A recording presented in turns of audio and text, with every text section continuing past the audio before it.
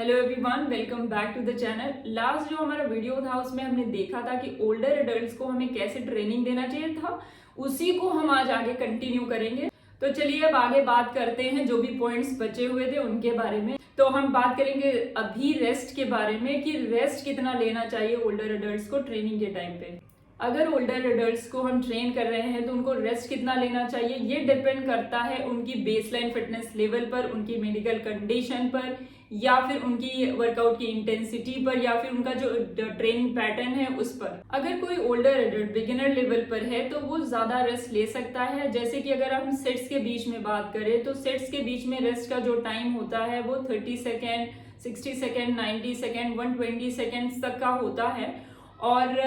Starting में आप ज़्यादा रेस्ट ले सकते हो, जैसे कि 120 सेकेंड का रेस्ट ले लिया या फिर उससे ज़्यादा भी ले लिया। धीरे धीरे करके जैसे आपका फिटनेस लेवल इनहैंस्ड होता जाता है आप इस रेस्ट को कम कर सकते हो, 30 सेकेंड या 90 सेकेंड तक या 60 सेकेंड तक कर सकते हो। और अगर एक्सरसाइज की बात करें तो एक्सरसाइज के बीच में आप 2 से 3 मिनट का रेस्ट ले सकते हो ताकि बॉडी आपकी अच्छे से रिकवर हो जाए, आपकी मसल अच्छे से रिकवर हो जाए तो आप अच्छा परफॉर्म कर पाओ नेक्स्ट वर्कआउट में। तो ये बात हो गई स्ट्रेंथ और एंड्योरेंस ट्रेनिंग के बारे में। अब हम बात करेंगे नर्वस सिस्टम के बारे में, हमारे माइंड के बारे में कि हमारा जो माइंड है जब हम ओल्डर एडल्ट्स की स्टेज पर आते हैं तो हमारे माइंड को कैसे ट्रेन करना चाहिए, कैसे उससे डील करना चाहिए, उन पॉइंट्स के बारे में अब हम बात करेंगे। और लास्ट में हम ये भी बात करेंगे कि अगर आपको यंग रहना है लंबे टाइम तक और आपको अपनी एज रिवर्स करनी है तो उसके लिए आपको कौन से पॉइंट्स ध्यान रखने चाहिए उसके बारे में भी हम बात करेंगे। और अगर हमारे मेंटल हेल्थ की बात करें तो रेजिस्टेंस ट्रेनिंग, मतलब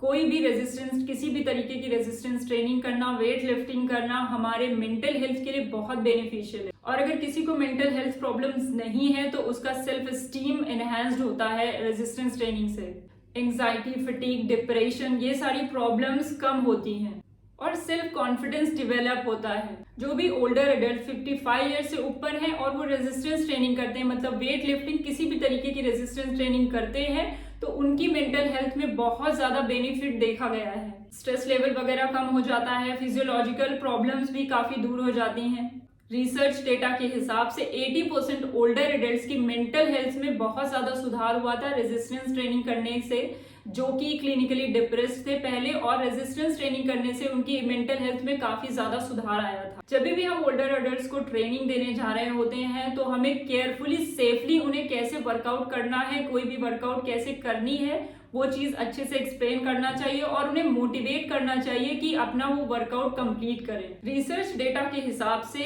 5% से भी कम older adults regular resistance training करते हैं, क्योंकि उनके मन में बहुत सारे डर होते हैं, जैसे कि उनके जॉइंट में कोई प्रॉब्लम ना हो जाए, मसल में क्रैम्प ना आ जाए, या फिर उनके हार्ट में प्रॉब्लम ना हो जाए, कोई मेडिकल प्रॉब्लम पहले से है तो वो बढ़ ना जाए, या फिर वो डिस्कम्फर्ट फील करते हैं, एम्बैरेसिंग फील करते हैं, उनको लगता है कि वो वीक हैं तो वो लोगों के सामने अपीयर नहीं होना चाहते, वो वीक दिखना नहीं चाहते, इसलिए भी वो लोग वर्कआउट नहीं करते। तो उनको मोटिवेट करना, उनको एजुकेट करना इसलिए भी जरूरी हो जाता है। उनको एक्सरसाइज के फिजियोलॉजिकल बेनिफिट्स बताइए, कैसे उनको वर्कआउट करना चाहिए वो सही तरीका बताइए, और उनसे बातचीत करते रहिए, इंटरैक्टिव सेशन रखिए ताकि वो लोग वर्कआउट के लिए मोटिवेट होते रहें। एग्जाम्पल के लिए आजकल की जो यूथ है उन्हें हम अगर इशारे में भी बता देते हैं कि बेंच प्रेस करिए, नाम से बता देते हैं तो वो लोग समझ जाते हैं, लेकिन शायद ओल्डर एडल्ट्स नहीं समझ पाते, तो उनको दिखाना, वर्कआउट करके डेमो करके दिखाना और साथ साथ एक्सप्लेन करते रहना कि आपको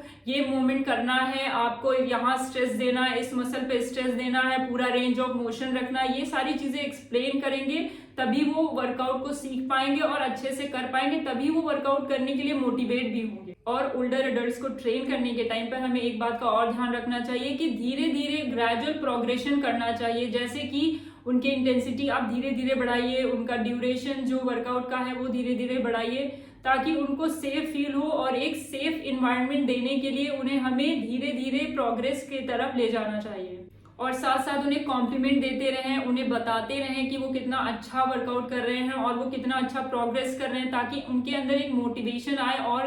वर्कआउट करने का, आगे आने का, उसे कंटिन्यू करने का। और साथ ही साथ उनसे सवाल जवाब भी करते रहें कि क्या वो अच्छा फील कर रहे हैं या फिर उन्हें कुछ पेन तो नहीं हो रहा, डिस्कम्फर्ट तो नहीं हो रहा। इंटरैक्टिव सेशन रखेंगे तो वो अपनी चीजें आपसे शेयर कर पाएंगे और अच्छा से अच्छा वर्कआउट डिजाइन कर पाएंगे उनके लिए, या फिर कुछ चेंज करने की जरूरत है तो वो भी चेंजेस आप अच्छे से कर पाएंगे। तो एजिंग को स्लो करने के लिए, रिवर्स करने के लिए क्या क्या पॉइंट्स रहते हैं वो हमने ज्यादातर कवर अप कर लिए हैं, बट जो पॉइंट्स बचे हैं उनके बारे में चलिए अब बात करते हैं।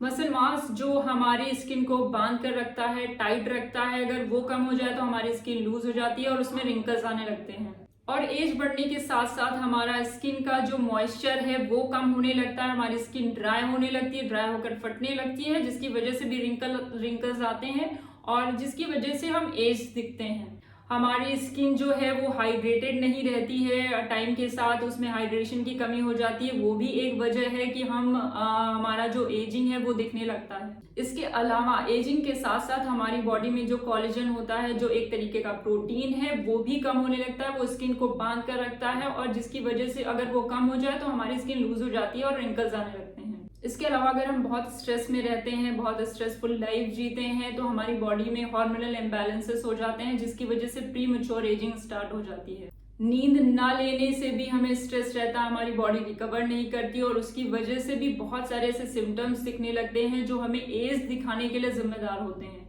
तो इसका सोल्यूशन क्या है, चलिए वो देखते हैं। अगर हम एक्सरसाइज करते हैं तो हमारी बॉडी में ब्लड फ्लो इंक्रीज हो जाता है और जिसकी वजह से एक नेचुरल ग्लो जो हम अपने फेस पर देख सकते हैं वो सबने फील किया होगा जो भी वर्कआउट करते हैं, तो इसीलिए वर्कआउट करना जरूरी है। और अगर आप रेजिस्टेंस ट्रेनिंग करते हैं, वेट लिफ्टिंग करते हैं और आपकी बॉडी में बहुत अच्छा मसल मास है तो आपकी बॉडी में रिंकल्स नहीं होंगे, क्योंकि वो आपकी स्किन को टाइट रखता है और जितना अच्छा मसल मास उतना ज्यादा आपकी स्किन टाइट और हाइड्रेटेड रहेगी। इसके साथ ही आप अपनी बॉडी को, आपके स्किन को मॉइस्चराइज रखिए, क्योंकि एक एज के बाद आपको मॉइस्चराइजर की जरूरत पड़ती है। जब हम बच्चे वाली एज में होते हैं तो हमारी बॉडी में नेचुरल ग्लो होता है, नेचुरल मॉइस्चराइजर रहता है, लेकिन एक एज के बाद बॉडी ड्राई होने लगती है, स्किन ड्राई होने लगती है तो हमें बाहर से जरूरत पड़ती है। इसीलिए भले ही आपकी स्किन ऑयली हो बट आप मॉइस्चराइजर जरूर यूज करिए। इसके अलावा हमें ध्यान रखना है कि मैल न्यूट्रिशन ना हो हमारी बॉडी में, जितना हमें प्रोटीन चाहिए उतना प्रोटीन, हेल्दी फैट्स और कार्ब्स लेना है रेगुलर बेसिस पे, ताकि हमारी बॉडी में